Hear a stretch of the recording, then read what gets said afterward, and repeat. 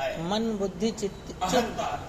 अच्छा, अहम मैं हूँ, हमने आकारों को महत्व दे दिया। अहंकार, हमने कल कहा था, अहंकार ही भजन करता है, देखने वाला चारों तरफ श्रद्धा दिखाता है, भोग प्रसादी चढ़ाता है उसके ऊपर, बाबा अरे बड़ा भक्ति। अहंकार ही पूजा करता है, अहंकार ही पाठ करता, अहंकार ही साधना करता, अहंकार खाता है, अहंकार सुख भोगी है।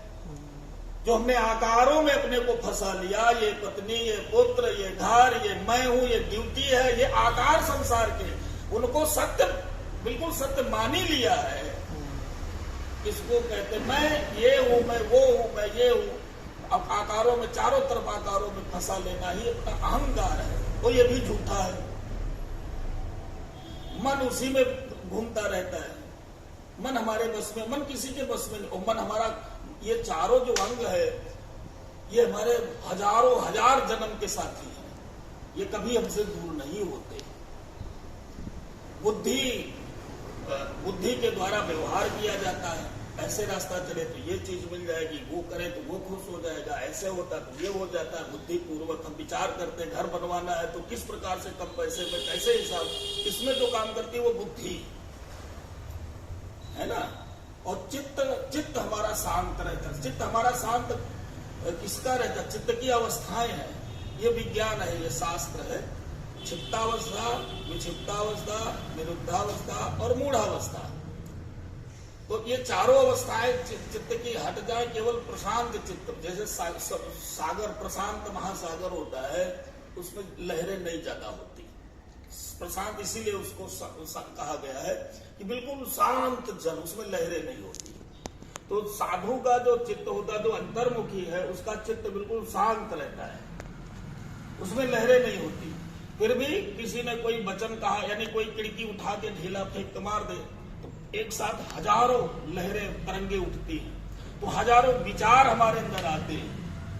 जब हम बहिर्मुखी होते, बाहर की तरफ हमारी चेतना काम करती है, तो हजारों, फिर उसमें अवस्थाएं शुरू होती। ये क्षिप्तावस्था चित्त की हो गई है, विक्षिप्ता हो गया, विशेष प्रकार की क्षिप्त हो गई। फिर मानस रोग पैदा होते हैं। रोगी, हम मानसिक रोगी इसीलिए बनते हैं क्योंकि हम अपने आप को शांत नहीं रख पाते।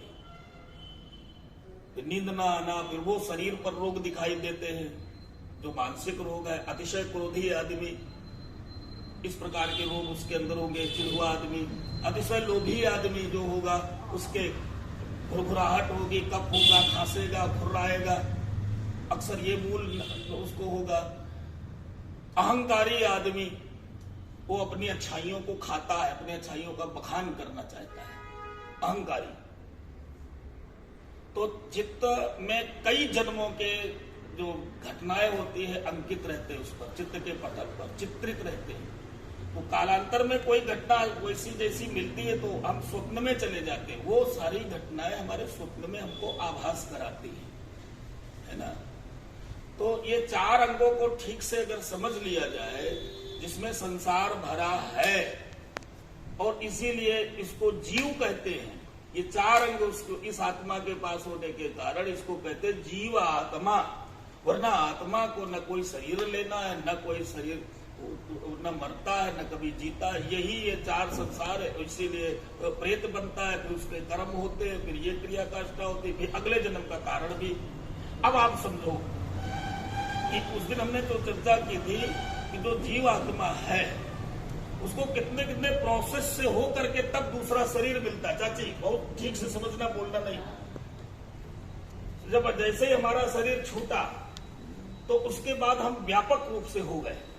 किसी ने मेरा वहां स्मरण किया, उस जगह में पहुंच गया, और फिर वहां पर पिंडदान किया गया, फिर तर्पण किया जाता, वनस्पतियां। इसीलिए पर्यावरण का संरक्षण, पर्यावरण पे वृक्ष को पूजो, ऑक्सीजन को पूजो, और नदियां जल तत्व को पूजो। अपने यहाँ ये सनातन संस्कृति में, क्योंकि हम वनस्पति में पहुंच जाते हैं, हम जल में भी पहुंच जाते हैं, हम पर्वतों में हमारा वास होने लगता है। आप कभी अच्छा लगता है एकांत में, ये वृक्ष हमको बहुत अच्छा लगता है, इसकी शीतल छांव में मुझे बैठने का मन करता है एकांत में।